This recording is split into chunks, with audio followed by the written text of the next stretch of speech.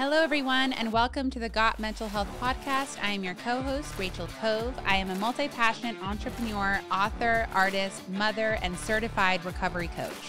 I'm your co-host, Arthur Mogilevsky, entrepreneur, girl dad, animal activist, and owner of AM Healthcare, a premier substance abuse and mental health treatment program. With the collective experience of 21 years working in the mental health field, we are excited to bring to you a safe and fun place to talk all things mental health. We will be interviewing experts, thought leaders, entrepreneurs, and professionals in the entertainment industry to better educate, inform, and inspire our community to have positive mental wealth. Okay, everybody, welcome back to the Got Mental Health Podcast. I am your co-host, Rachel Cove, along with my other co-host, Arthur Mogilevsky. Rach. Whatever. Oh.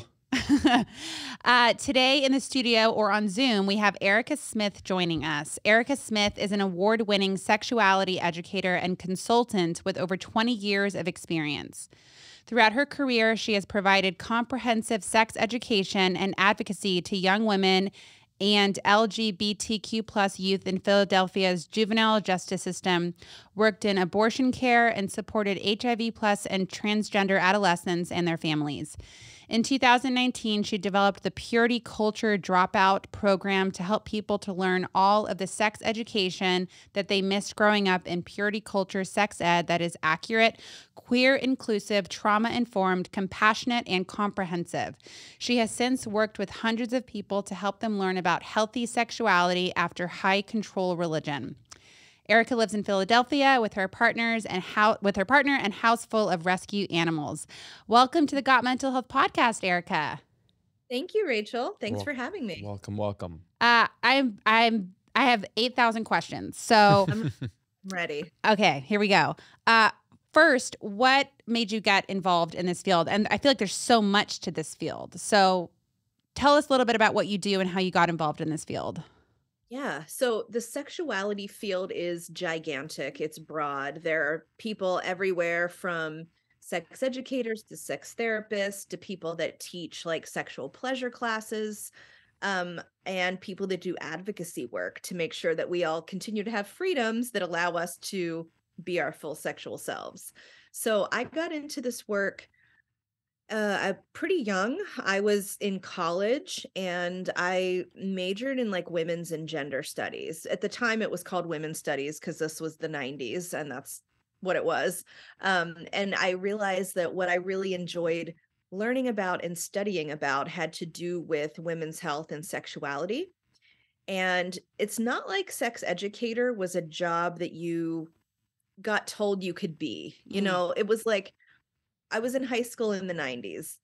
Nobody said like, be a banker, be an accountant, be a sex educator. So I kind of just fell into this work. When I was in college, I did a lot of sex ed advocacy and events with the campus population at Penn State University at that time. And that is kind of where everything started for me.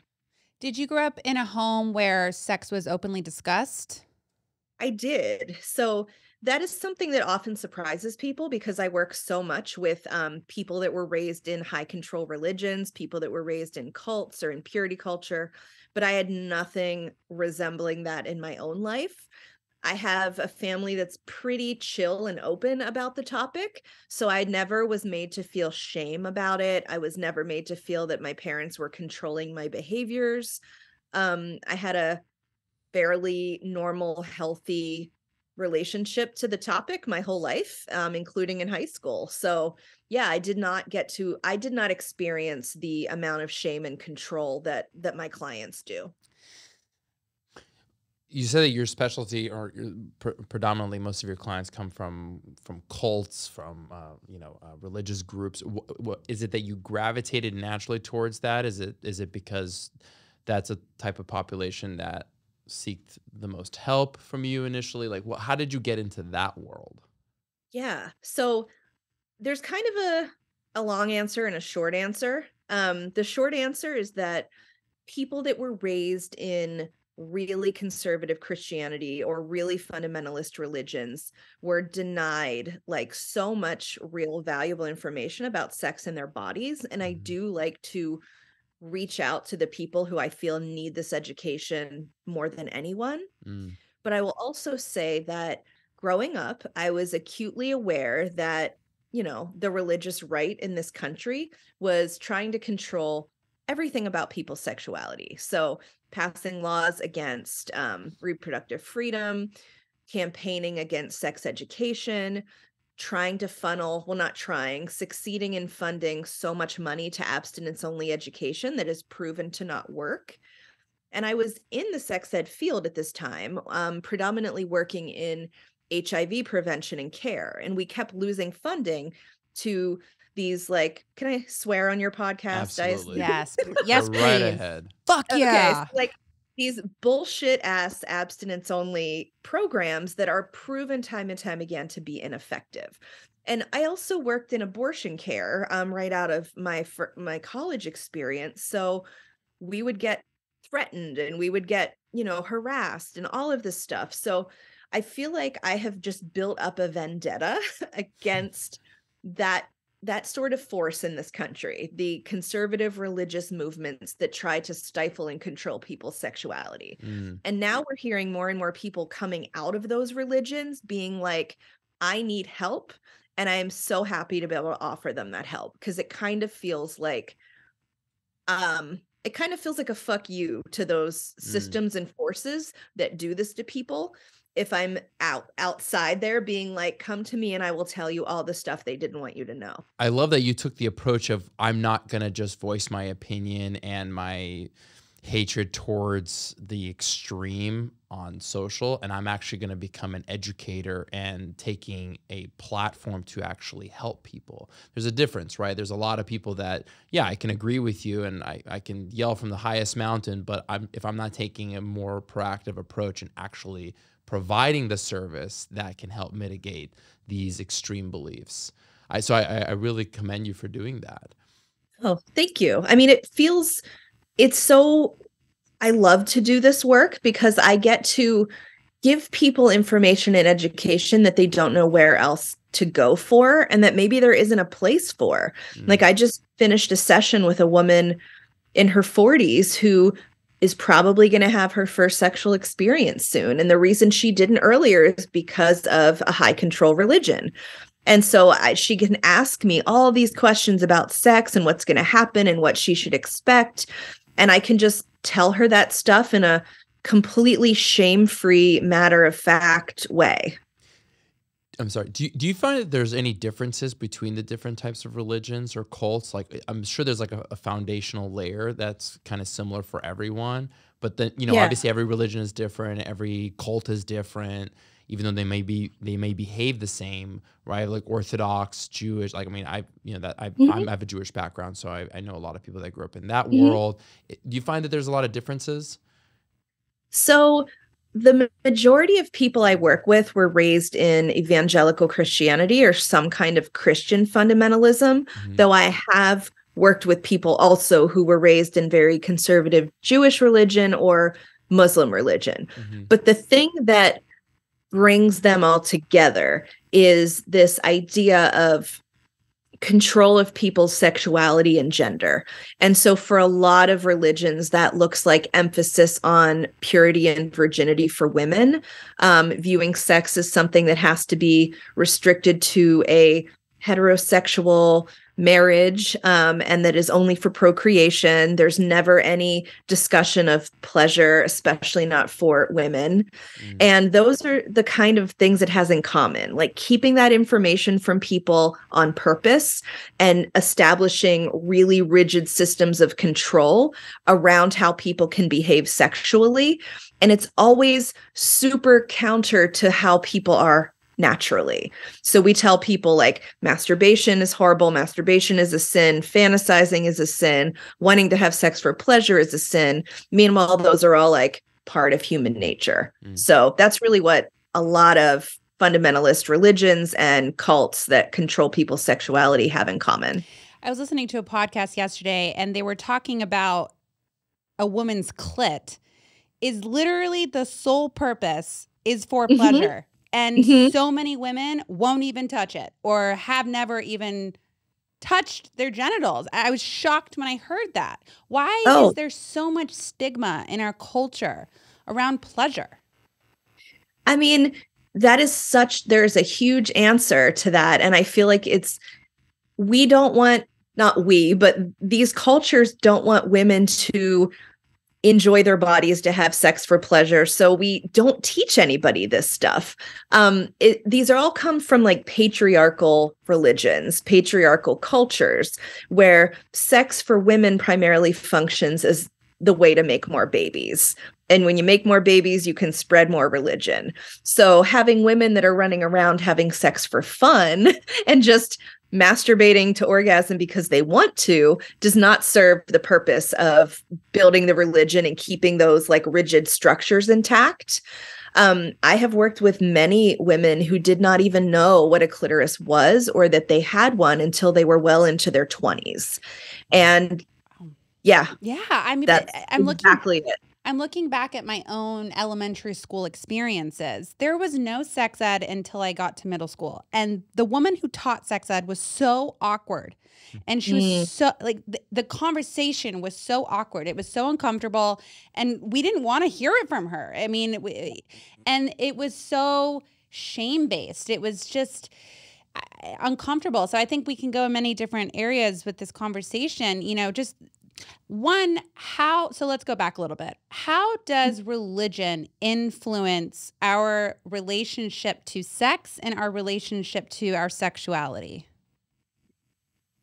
It is different depending on the religion, but if we're going, traditional like Christianity, started to get centuries ago, conservative about the way people could express their sexuality. And I'm thinking back to, I'm not a historian of religion and I'm not a theologian. I am a sex educator. So I'm not saying this like someone who has some kind of biblical authority, but like back during the Renaissance era, some Catholics decided that even like the paintings in some churches of like bodies and like saints were like too explicit. So this like relationship between religion and sexuality goes back thousands of years, hundreds of years, thousands of years. But what happened in America in particular is that there was a movement in the 90s called the purity movement. So if you ever heard of anyone talking about like wearing a purity ring or going to a purity ball, we even had celebrities talking about their purity rings at that time, like the Jonas Brothers and Jessica Simpson. It was like this cultural movement in America that took the kind of more general ideas about, saving sex for marriage and being very conservative about sexuality and turned it into this like cool, hip thing for young people.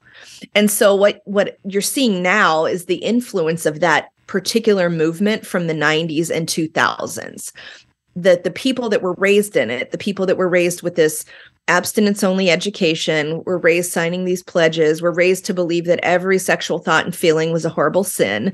They're now grown-ass adults who are like, I'm still incredibly affected by this.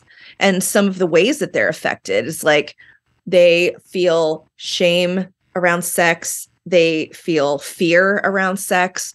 They don't know how to communicate around sex. They don't know how to have sex that's pleasurable.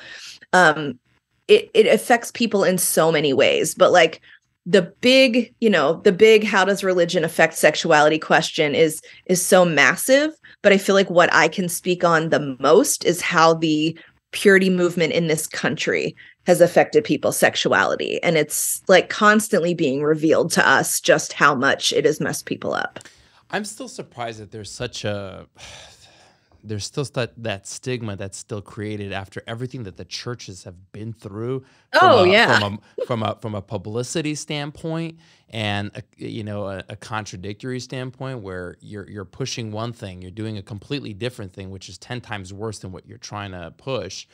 And people still follow it. Like I feel like how do you circumvent like the trauma that's existed within these realms as part of your sex education, right? Because a lot of it, how can we start feeling open? How can we start feeling comfortable with ourselves so that we can let others in, right? But it's for someone who's, I don't know, been raised in this kind of a system their entire lives, there's a lot of trauma there that needs to be worked on first, right? 1000%. Oh, absolutely. So like what I do is I'm an educator. My degree is education, and I have a lot of experience doing like targeted one-on-one education with people. But when it comes to the topic of sexuality, so many people need more than just education. A lot of people need trauma therapy.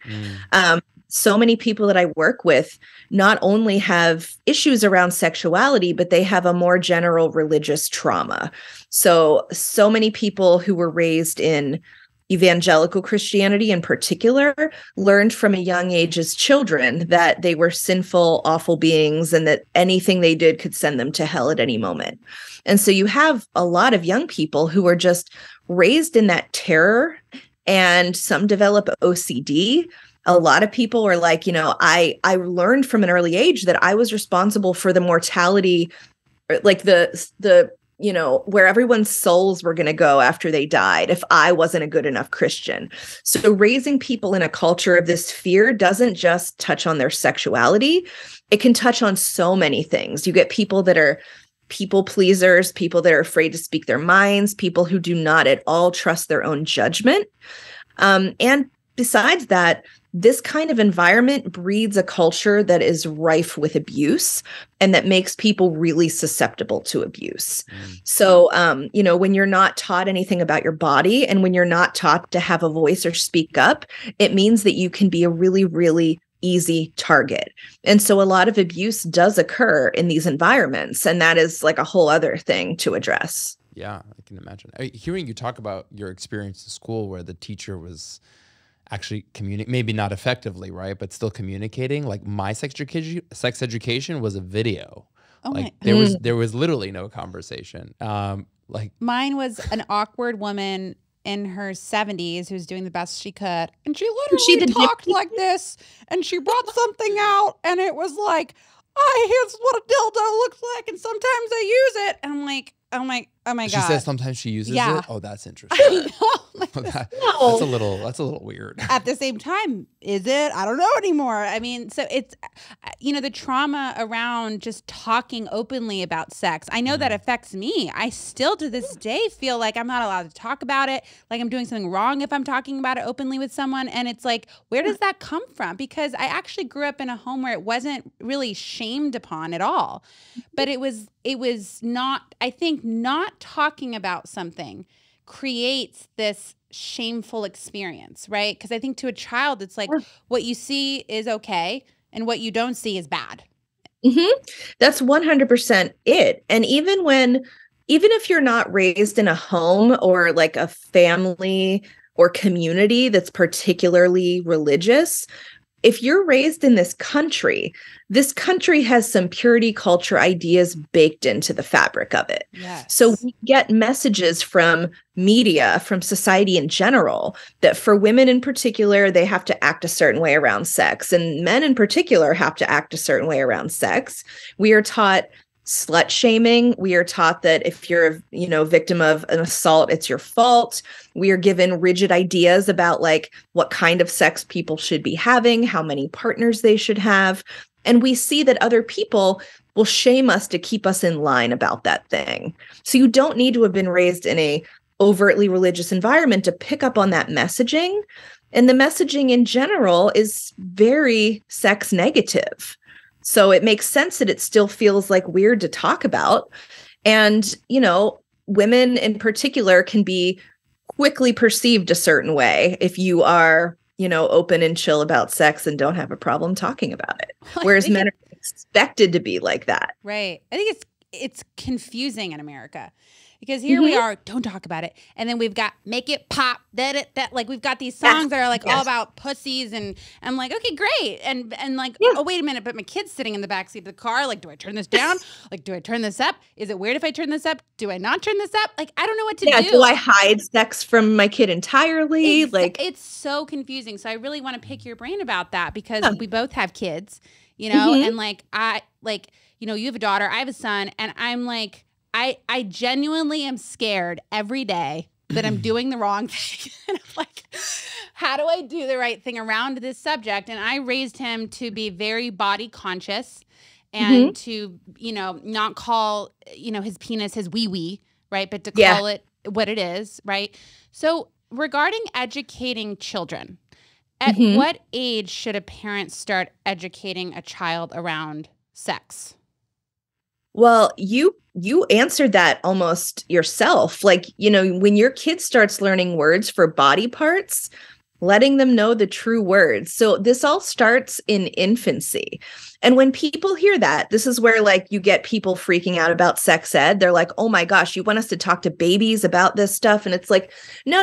Nobody is going to preschools and saying like, let's talk about vibrators. What's happening is that we want kids to have to get the messaging early that it's okay to talk about this stuff, that there's nothing shameful about their bodies, that they, you know, their body parts are all perfectly fine and normal the way they are. So when your kids are learning the word for like, you know, head and shoulder and elbow, like teaching them penis and vulva at the same time to let them know there's nothing shameful about these body parts.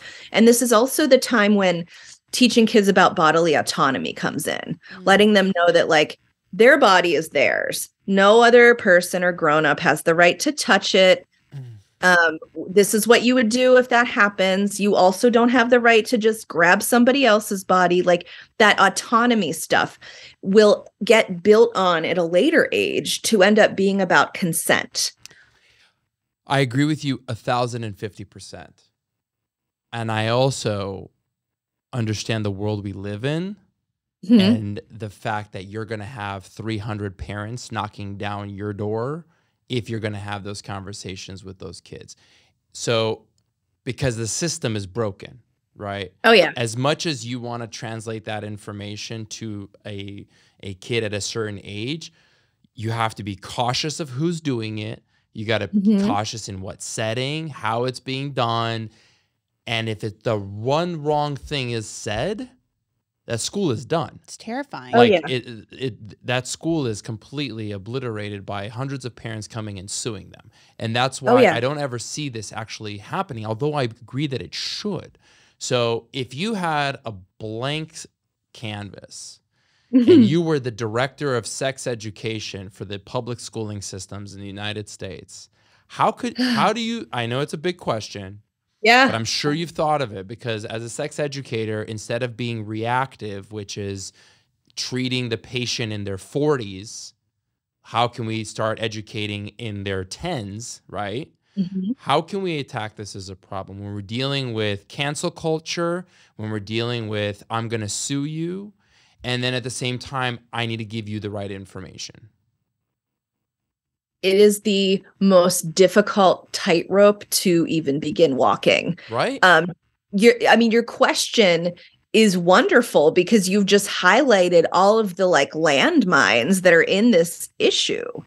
In a perfect world, families would do this kind of talking 100%. With their children, right? You know, and that's what we encourage as sex educators, that it all has to start with the culture and the family. The family should be ideally open and honest about these things and not raise kids with a sense of shame. But we know that doesn't always happen. And so the second line of defense would be schools. It's so difficult in this country. Other countries, like other similarly developed Western countries, particularly France, Germany, the Netherlands, Scandinavian countries, they have something called family life education in schools. And it's this comprehensive, not just based on sex, but on, you know, teaching people about relationships and health, and sex ends up being a part of that curriculum. but that could never happen in this country. Have you ever It's walked just the red light impossible. district in Amsterdam?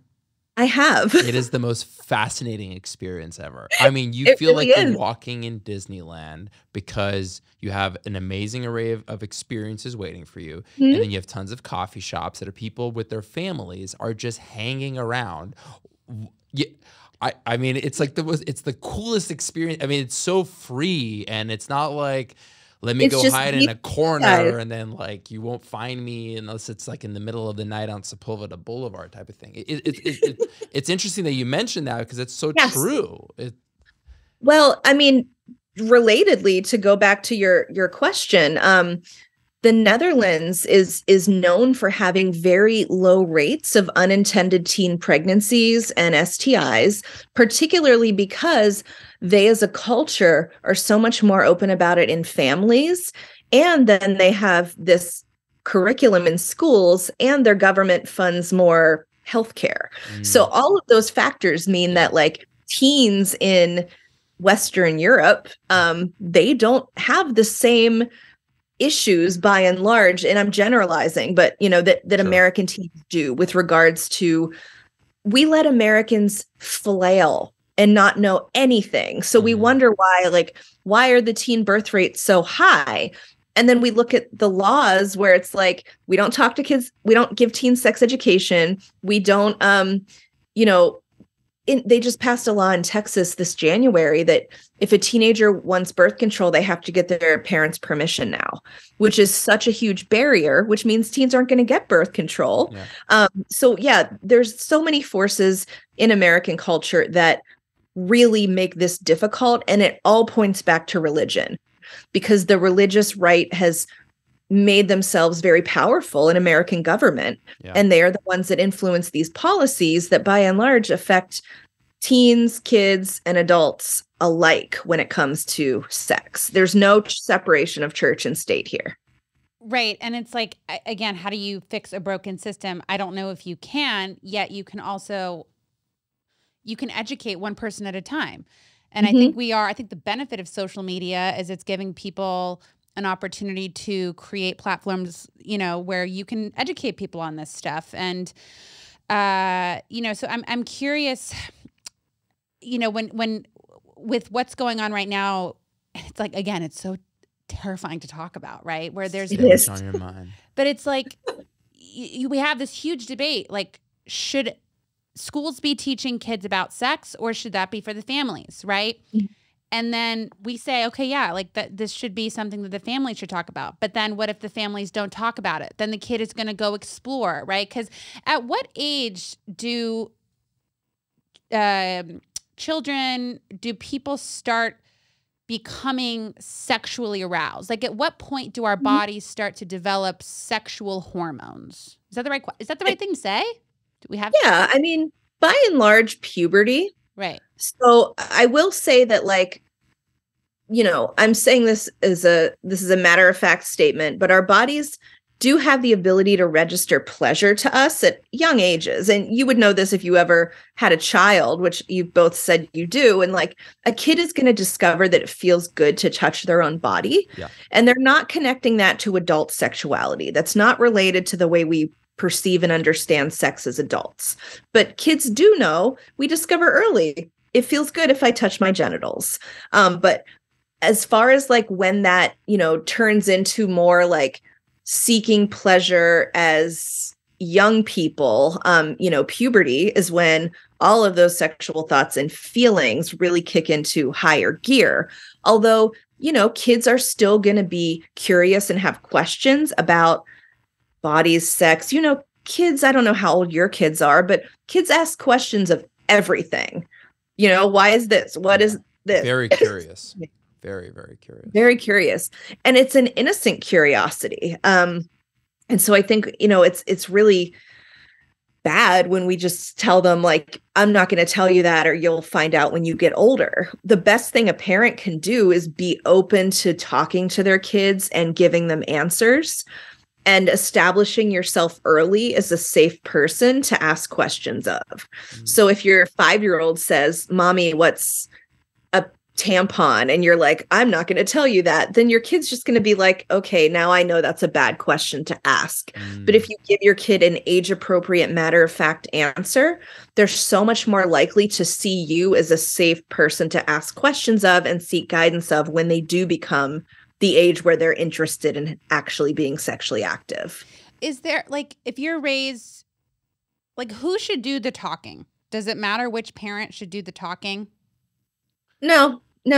I mean, in an ideal, so, if you're in a 2-parent household, there's probably one parent that's going to have a more, I don't know, open, chatty relationship with the kid on certain issues, and maybe another parent's one they can go to for other issues. But there's no guideline. It's like whichever parent is most comfortable with it. And that's where, it can get tricky because parents, you have your own baggage about sex and how you learn about sex and what makes you uncomfortable. 100%. So it can be hard sometimes when your kids start asking questions that sort of trigger that anxiety or shame in you as a parent. Yeah, I mean, I got to be honest with you. I mean, and we've talked about this before. I mean, being a father of a daughter, there is a certain level of uncomfortability in having certain conversations with my daughter, and things that she sees and this and that. And I have to constantly, feel like I have to set certain boundaries and, because she's growing and seeing boys and the relationship that I have with my wife, and she wants to mimic that and have that. And it's so it's, who is the right person to have that conversation? I agree that both parents should feel comfortable. I think in this situation, this is just my personal opinion, it's hard for a dad to have certain conversations with his daughter. Oh, totally. Because one, I don't have those body parts, so I don't know what that feeling is like, especially at that age, where my wife would probably be a better source of information when it comes to talking about periods and hormones and all this kind of stuff. And I mean, so because I'm not educated in that aspect, so I don't feel like I'm the right person to have that conversation. But I could be wrong. I don't know. Maybe it's on me to learn more so I can. But I think it's also, I'm not saying, no, don't come, don't talk to me about it. But, I'm either redirecting or saying, that's a valid question. I think maybe we should bring mom in and talk about that as well. And but it's hard. I mean, I got to be honest with you, it's hard. It sounds like you know your limitations, and that's really good, so that you aren't bullshitting and that you're like, yeah, let's bring your mom in on this or whatever. Like, I don't think you need to feel as a father that you are going to be great at every single aspect of this conversation. Trust me, I try. I want to be. But the important thing is that you want your daughter to have these answers, even if you know 100%. You're not the best person to give them to 100%. her. I'm just waiting for the one kid that breaks her heart so I can take a bat and go to work. But I'm just joking. Maybe not. She's gonna listen to this one day and she'll be like, "Oh, I tell her all the time. Listen, you tell me whenever you have a problem. I'm coming in. I have no problem with that. But yeah, I'm just joking. Well, I have a couple. I have so many questions. I've always had a question around our arousal system. Where does someone learn in their bodies what arouses them? Right? Like, do we develop that as soon as we hit puberty, or we masturbate for the first time and whatever was in the room? Like, I don't understand it. Like, how do we develop how we connect like a sexual interest or response to a certain thing or object? Yeah, exactly. Because I think a lot of kids now, again, they're being exposed to porn at a really young age, or teenagers, right? I've met a lot of teenagers that grew up in homes, they don't talk about it. And now you've got shows out there that are basically porn, and they're great shows, right? But they're learning from that. And I'm not saying what they're learning is bad, right? But like, how does someone form an attachment to what they're turned on by? That isn't something that I think we have a solid answer on. Yeah. At least the last time I've done any like significant reading about this, it's still all things that like there's sexual research happening on and psychologists are kind of hypothesizing about. For things that are kind of unusual, what we would call paraphilias, when a person attaches like an eroticism to, I don't know, something that we would normally consider not erotic, like feet. There, Depends on who there you are ask. theories. What's that? I said, depends on who you ask. They might think It depends feet on is who you very ask, of right. course, of course. But like something like a paraphilia, being aroused by what we would consider like a non-erotic inanimate object. There's theories like maybe that imprinted on us at a young age, and we, had a moment where we experienced pleasure and also this object was there. But again, that's all a theory. I do think I can remember when I was, a teen or a tween, what things struck me as particularly hot. And for me, it was what I was watching on MTV because of the time period, right? Mm-hmm. So I can remember like the videos that I was like, whoa, there's something about that video, whether I didn't know it at the time that it was striking me in a way that was arousing, but I can look back as an adult and be like, I remember being particularly interested in that specific video or that specific person in a video. We can begin identifying attraction at a young age. Like even by the time we're 7 years old, we can identify who we feel drawn to. This does not mean, we are feeling sexual in the way that adults are sexual, but we can say like, you can figure out who you think is pretty, who makes you feel funny to be around. Like if you've ever seen a kid be around someone that makes them all shy and they don't want to look at them, like that is a kid knowing that they feel attracted to someone. It of course just is different when you're young. It doesn't look the same as when you're an adult and you're attracted to someone. But that kind of stuff does, it does start early. It's such an interesting subject. So like what if a kid is going, so for the parents that are listening to this, if the kids are going to the parents and they're starting to have these feelings, or they're starting to have these little moments where they're excited to see someone, or they have like a little crush, right? Like for me as a kid, having a crush meant I'm the devil. Like I felt so shamed by it. So how could a parent respond positively towards a kid who's coming to them and they have a crush or they're attracted to somebody? This is such a good question, because I hear all the time from people who were shamed or who were just told like, you can't have a crush, you have to shut that down, you have to turn that off. And it makes people, when they're adults, question, am I really attracted to this person? Because they were never allowed to have those feelings as a kid. So I would say the best way to go about that as a parent is to normalize it. Like, yeah, like I understand you think someone is cute, you think someone's pretty. How does it make you feel? Do you talk to them? I think it's also bad to make fun of kids for having crushes or to tease them for having crushes, even if it feels natural to do as an adult. But I can remember getting, just teased by the adults in my life, like, oh, you think that boy is cute. And it like makes you kind of want to die.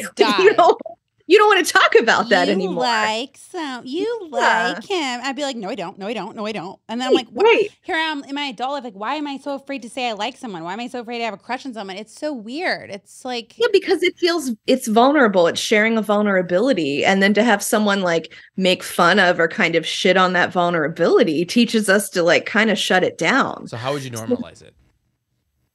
Just, by telling kids like, oh yeah, acting like it's not weird, acting like it's not a big thing. Maybe like celebrating it, right? Yeah, celebrating. I wouldn't even say like not even going as far as celebrating it, but just talking to them about it like you would talk to them about anything else. Like, did they play sports? Did they have fun at practice? Like, oh, you like someone? Like, did they like you back? Just take them seriously. So I find myself in the current situation, and that's why I'm curious because my daughter has this kid in her class, and he's like kind of like a bully, but he's not a bully to her. And like he's like the hot guy. He's Israeli, has an accent. He's a cute kid. Hot guy. They're like 5 years old, so I can't really say that. But but like she always comes back and she's like, oh, he did that and he did this and he's so bad and blah, blah, blah. And I'm like, in my mind, I'm like looking at my wife. I'm like, oh, this girl's just falling for it. And like she's developing it. And so we're trying to be cute with it. But I'm also hearing you that like, you don't want to be cute with it. You want to normalize it in a sense. And so I'm like, how do I I know where she's going with this, and she blushes when she talks about it. And she's like, he's not invited to my birthday party. I'm like, sure. I don't say that to her, but like in my mind, I'm like, yeah, okay. Playing hard to get, huh? Yeah, he's the first one to go. I know it. Like, how do you create a normal kind of banter in that situation? I don't know. It's weird. It's cute because it's hard. When you're the parent, it's the cutest thing in the world. Well, I mean, are you talking about 5-year-olds? Yeah. I mean, that is cute. 5-year-olds are ridiculously cute. Yeah. And all of their little playing at like, that's the thing you're noticing though, is that kids by that age understand relationship roles. They see that like two people like each other, or there's a mommy and a daddy or whatever. Like kids see that stuff and they start thinking about how that could apply to them. And I remember doing that as a kid, like playing house or playing Barbies. There's a Barbie and a Ken. Like we see that adult stuff happening and start trying to make it make sense in our little kid world. So seeing it as cute at 5 I don't think there's anything wrong with that. I'm talking more of like, when your kid comes to you in junior high and is like, I have a crush on someone, and we just start going after them, making it funny, making it a joke, teasing them to where they don't want to talk to us. Like that's not cool. But I feel like 5-year-olds, there's room to be like, that's so cute. I want to go back to what we were talking about a little bit before about who's the educator, right, in the room. Is it in the schooling system? Is it the parents? I don't think there's the right answer, because schooling system has its limitations. The parents have their limitations. I think both should be coming from both fronts. And in an ideal world, both are communicating with one another on how they would approach the kid, right? I know it's probably never going to happen, but that would be probably the best approach, right? Yeah. We are now in a world where, and I love the fact that we're in it, where the LGBTQIA plus community, the things are more open now. Like my daughter's coming to me and we're picking up kids from school, and two dads are picking up their child, and she's asking, well, why are they, and so there's a conversation. How much do you incorporate, or are you looking to incorporate into your practice, education with parents? Not only on like how to have that communication with their kids, right? But also integrating like how to have an open communication where they feel comfortable exploring other sexualities and other types of relationships that 20, 30 years ago, nobody would be talking about. Yeah. Or I wouldn't say nobody, but it wouldn't be as open as it is now. It wasn't mainstream for sure. Right. I mean, I do a lot of work with parents, actually. A lot of my clients who are coming to me for their own education are also parents or are prospective parents. And they want to make sure that their kids do not end up with the same issues that they have ended up with when it comes to sex. So they're often like, I was raised in a culture of shame, fear, and misinformation, and I don't want the same for my kids. So how do I do that? And one of the first things is, you got to figure out what things are triggering for you as a parent. So if if sometimes also parents who have experienced sexual trauma or abuse are like very freaked out by their children's burgeoning sexuality. And they're like, I don't want this to happen to my kid. I want to protect them. So figure out like, what are the kind of, what things make you uncomfortable when it comes to talking about them? And how can you, as a parent, take care of yourself and your own shame reactions and not put them on your kid? So if your kid asks you a question that makes you think, holy shit, I can't handle this, you got to put on a little front for your kid and have that freak out privately. Have that freak out with your spouse, your co-parent, your therapist, your friend. But you don't want your kid to like get the message from you that what they asked or what they're experiencing is terrible and bad, and that we don't talk about that. So that's one way I go about it with parents. Also teaching parents what things are normal in terms of development of children, so that you're not freaked out the day that you find your child touching themselves. So you're not freaked out if you find your child making their Barbies have sex, so that you're not freaked out when your kid asks you a certain question. So kind of being one step ahead, knowing what's coming in the next stage of development. And also just, when you were talking about like normalizing identities and normalizing the relationships and sexualities and genders of other people, your kids are watching you first and foremost. So if you see, two gay dads and you are weird about it, or if you see, a transgender person and you change the TV channel, your children will see that stuff. And you're leading by example. But if you act like these are just other people living their lives, not everybody is straight. Sometimes people are born a different gender than they end up feeling. Like, make it as normal as you can for your kid, which then gives them such a loving container in which to grow. So if they reach the age where they start to understand their gender or sexuality differently, they can share that with you and not have to hide it from you. It's so hard being a parent. It's just like everything you say affects them for the rest of their lives. Like, okay, just don't say it this way. Say it. But I mean, I think, no matter what, nobody's ever going to raise the perfect child, right? Right. Like, even with all the information that we have and all the data and all the things that we know is right and wrong, I think it's okay. Like, kids are going to grow up fucked up. It's just to what level? That's a really, I like that. It Like, takes to off what, the pressure. Like, yeah, because it's going to happen. I mean, it's not like, because there's a lot of things in life that are not within the parents' control. And I say that loosely because of shit that can happen at school or on social media or on TV. Yep. And you're not there to circumvent or educate in that moment. And then it affected their life. And then later on, you didn't even know that it happened. And then something happened and you don't know how to approach it because you don't know where it stemmed from originally, right? So it's like there's so many things out of your control that you can't be the perfect parent. But like, you can try. You can be a good enough parent. You can be good enough parent. You can be good enough parent. I'm okay if I'm at like 75, 80%. As long as, listen, growing up getting D's my entire life, if I get a C or a B, I am golden. Did you really? Oh, I was a horrible student. That's so shocking to me. It's because I didn't care. It's not, yeah. But I You think said something. Yeah, go ahead. Sorry. You said something that really made me want to jump in, which Please, is like, sorry. This is your podcast, by the way, not ours. When you said, if they're not getting messed up from home, they're exposed to all this other stuff in the world that could potentially affect them.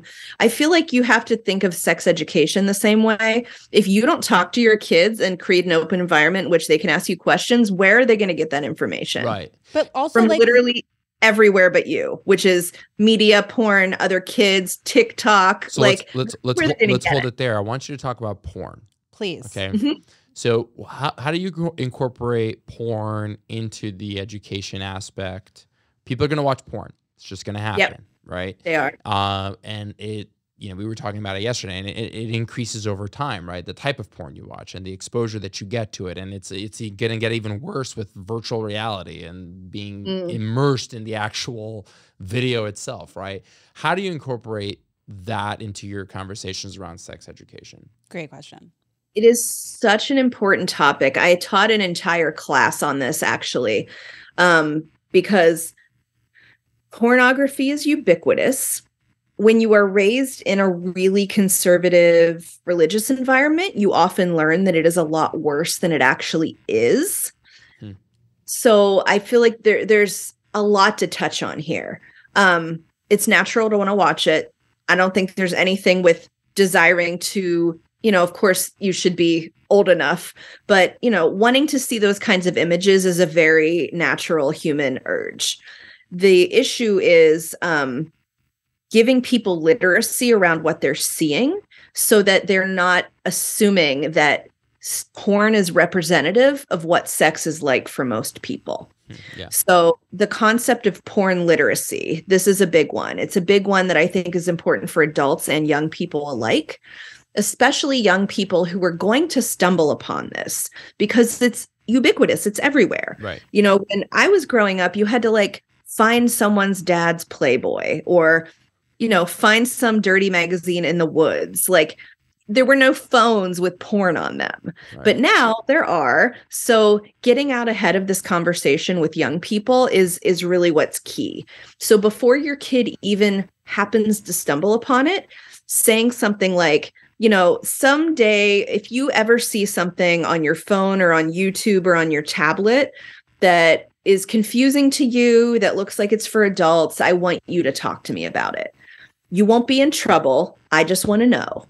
And the idea is that you create this openness with your child. So if some other kid shows them porn, which is a lot of times what happens, that's how I saw the first one, is some girl like brought a ripped out magazine picture to 6th grade and was like, look at this. And everyone was like, whoa. So letting your kid know that if that happens to you, I want you to talk to me about it and you're not in trouble.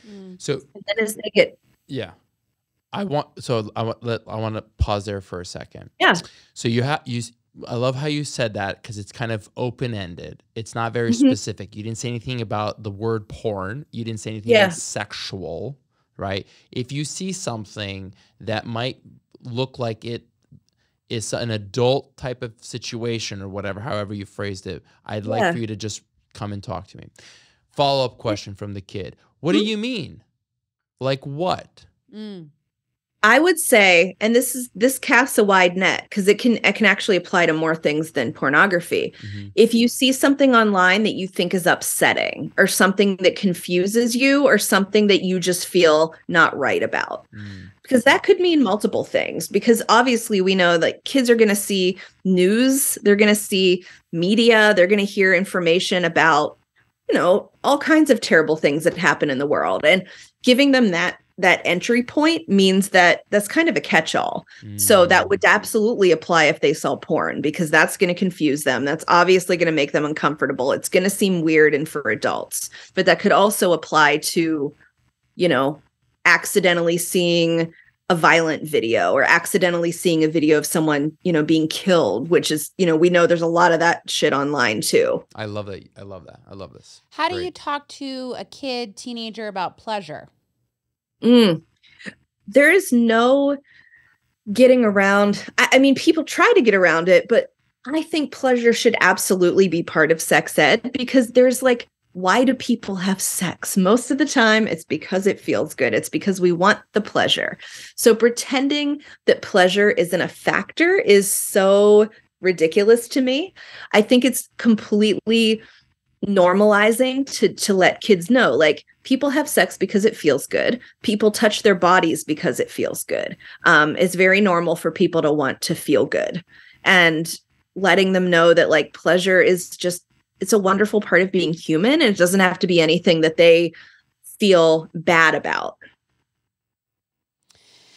Man, I wish this was going on when I was a kid. It would have made life so much easier. Oh my God. Yeah. I think too, there's also there's a lot of taboo around pleasure and what creates 100%. pleasure. And that is something that I'm really like passionate about talking about, because I think it would decrease a lot of shame and decrease a lot of, stigma. And so, just like, how does taboo even get created? I mean, I feel like, again, it's because we don't talk about it, right? So yeah, because we either not talking about it speaks volumes. So when there's silence around something, there's automatically going to be shame around it, because we figure out this isn't something I'm supposed to be thinking about or talking about. So yeah, taboo was created intentionally. And sometimes unintentionally. Like if you were raised by parents that were just like, I don't even know how to talk about sex, so I'm not going to talk about it, that unintentionally creates taboo as well. I have a question just off topic, and this is probably more of like an opinion thing from you. Monogamy or polyamory? That was literally on here. I didn't read your question. I'm just curious, from your standpoint as a sex educator, as someone who understands the history and understands kind of, again, conversations, and you understand human body and reaction, what are your thoughts about this? Okay, wait, and I piggyback on this, because my question was, so you have two questions. You have two questions there, right? So monogamy versus polyamory. Is monogamy realistic for human beings for long-term relationship? Are we supposed to be in this long-term 80-year relationship? I don't know. My mom made a joke about it. She was like, well, darling, she's like, when we were young, we only lived till we were 30. So like, it wasn't a big deal back then. I'm like, is your mom like an old Hollywood movie star? That was a great impersonation. England, so. She's from New Zealand, but she's an English actor. Sorry. No, I mean, okay, so I will start off by saying I want to make it clear that there is nothing morally superior about being either one of them. And you will hear that from both sides. So there are people that are like, monogamy is the only moral way to be. You should only commit to one partner for life. If you can't, there's something wrong with you. And then there are like the polyamory snobs who are like, I'm more evolved because I practice polyamory. That's all bullshit on both sides. I think that both of them are relationship structures that we can choose to practice. There are folks that will say, I am more oriented to polyamory, and that is legit. And then there are folks that'll say, I'm more oriented to monogamy, also legit. In order to practice polyamory, it requires like to practice it in a way that's actually ethical, that it's not just like light cheating on people. You have to be super upfront, honest, and communicative. And you also have to like confront a lot of your own insecurities, where I think we can hide those more easily in monogamy, because in monogamy, a lot of times we pretend we're not even attracted to other people. There's also like ways that I believe practicing monogamy is healthier than other ways of practicing monogamy. So I don't know if you've ever heard the term toxic monogamy. That is when you are like, you can't even have friends of the opposite sex. You can't even have a celebrity crush. Like people that sort of think that every sexual thought, feeling, and desire of their partners they own. That is not healthy monogamy.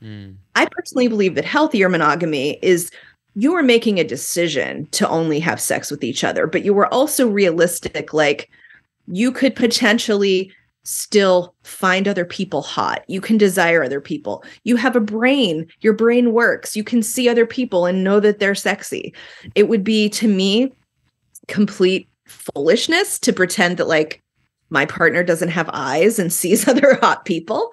But that can be really hard for folks who were raised to think that once you commit to someone, you own everything about them, including like there are people that think it's cheating to masturbate. That to me is toxic monogamy. So yeah, I think that either relationship structure can be practiced in a healthy or unhealthy way. It's a very good way of putting it. I think it goes back again to having a conversation and just being honest and open. Because I know tons of people that are in a monogamous relationship, but they are hiding things, or feelings, or ideas. Rather, I think it's one, in some sense, justifiable because their partner is shaming them or making them feel guilty about it, right? The other sense is maybe they just get turned on by hiding stuff. Right. I think that's a big thing, to get turned on by like the hiding. Because I was talking to somebody one time, they're like a doctor or whatever, and they were saying that in the brain, when there is a like shame and then there's pleasure, the orgasm is like more intense. And so there's like this drawn to like things you shouldn't be drawn to, because it's the doing things that are societally unacceptable does have a sexual charge to it for a lot of people, which is why so many people fantasize about taboo things like threesomes and cheating and power dynamics like BDSM. I don't know why we do that. I think that's something that sexuality researchers are still pondering on. But, you know, considering that in this country, we've already established there's so much stigma and shame and silence around sex that it makes sense to me that people hide things and then get a rush from the things that are seen as more taboo or less okay. So let me ask you something. So let's say we lived in a society where nothing is taboo. Let's say we lived in Roman Empire where anything goes. Yeah. Anything and anyone, right? Do you think that we would have the same arousal systems?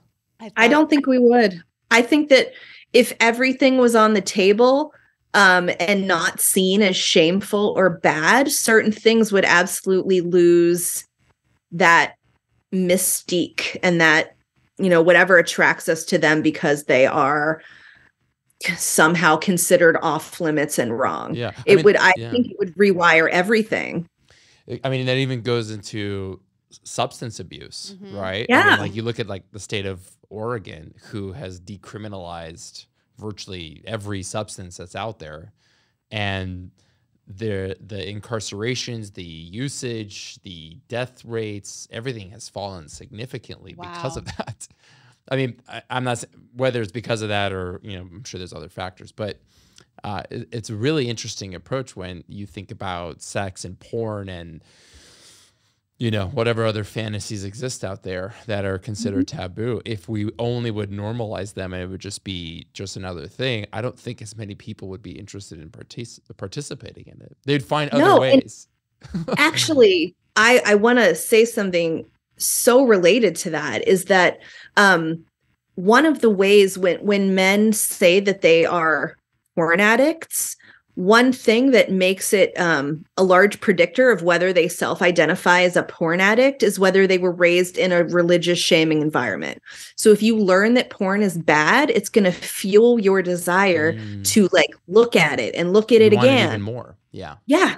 But when you put, there was like a preliminary study at some university in Utah, not Brigham Young, some other university in Utah, where they like took men who said they were addicted to porn and totally normalized the experience of watching porn, and their desire to watch it went down. That's fascinating. I think that goes back to just raising your kids too, right? If you think about it, the more you tell your child no, the more they want it, right? So it's like, it goes for anything in life, not just. But at the right. I mean, you all know those people that go to college and like lose their fucking mind because they never were allowed to do anything. Oh yeah. That's what it makes me think of. Those, they go crazy wild. 100%. Yeah. Yeah, I hear a lot of that happening in like sororities where it's just like they're all having sex with each other like every day, all the time. And it's like, it sounds amazing. You need to go back to college. I wish I went to. So it sounds like it, again, like everything in life, it all boils down to communication without judgment, without shame, and that everyone is in a different type of relationship. What may work for you may not work for someone else. None of it's bad. It just is, right? And if it doesn't work for you, like, how can you express that? Okay, if it doesn't work for me, how can I express that? And then I think being open to, like, explore, right? Yeah. Yeah, I mean, everything you just said is what I want people to, the kind of feeling I want them to have when it comes to sex education in general, that like, as long as everyone involved in whatever's going on is respecting each other and consenting, I don't think there's anything shameful about it. I think that curiosity is normal. I think that, you know, having desires that are different than the next person is normal. There's such a wide range of behaviors when it comes to sexuality that are completely fine, but we really think that they all have to fit into this narrow box and they all have to be the same, or something's really wrong with us. But yeah, just being open and like not shameful about stuff is so transformative when it comes to this topic. I love how you said earlier, you have to explore what triggers you. Like before you have a conversation with your kid, or you'll inherently pass down that shame. So I think that's like a really good indicator of like, okay, like if I'm about to talk about something with someone and all of a sudden like everything in me lights up like the 4th of July, like I'm about to be cast into the depths of hell and die again. Sorry. God, that was dark. Welcome to my nervous system. Welcome to my nervous system. Well then. You know, I forgot, now you interrupted me. Sorry. I forgot what I was going to say. Dark, evil, depths of hell. That's something Trigger. To just explore. And so, and then we're going to have to end after this, but what questions could someone start asking themselves about their own relationship to sex, sexuality, masturbation, to start that process if they don't know how to ask those questions? Yeah, I think just kind of going through your childhood on a timeline, which is terrifying to some people, you know, depending on what their childhood was like. But starting back at the earliest memories, like, what did I learn about my body? What did my caregivers teach me about my body? What was the comfort with nudity in my house? what did my parents say? If you're got your first period, if that applies to you, like, how did they react to that? What did they say about crushes?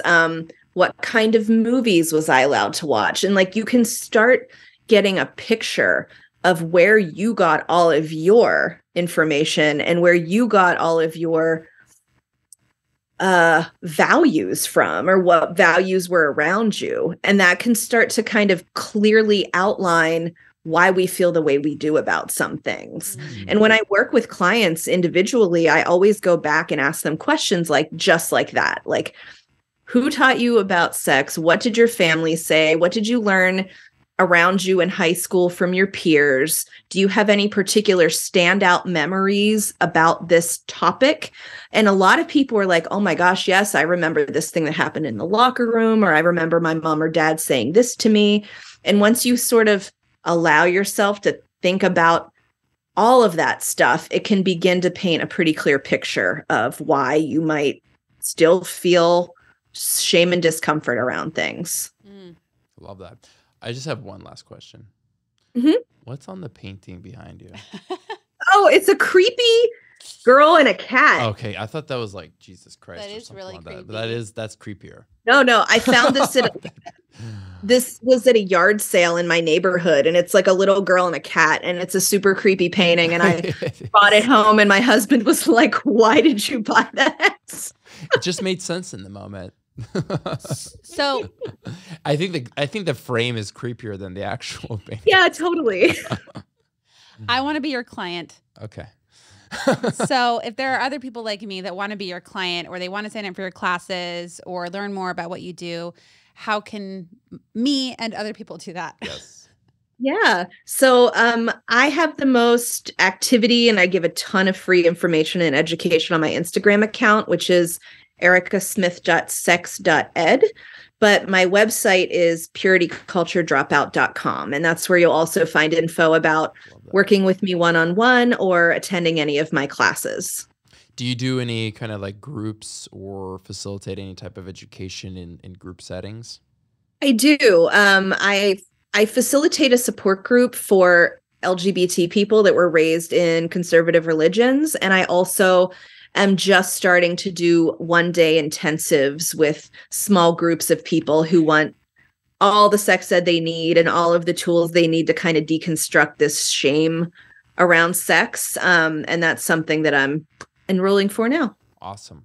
Very cool. Well, Erica, thank you so much for joining us today. We really appreciate it. Thanks for having me. I'm sure the listeners are asking tons of questions about their childhoods now. And I know it's not so. always a pleasant topic. No, rightfully so. It should be.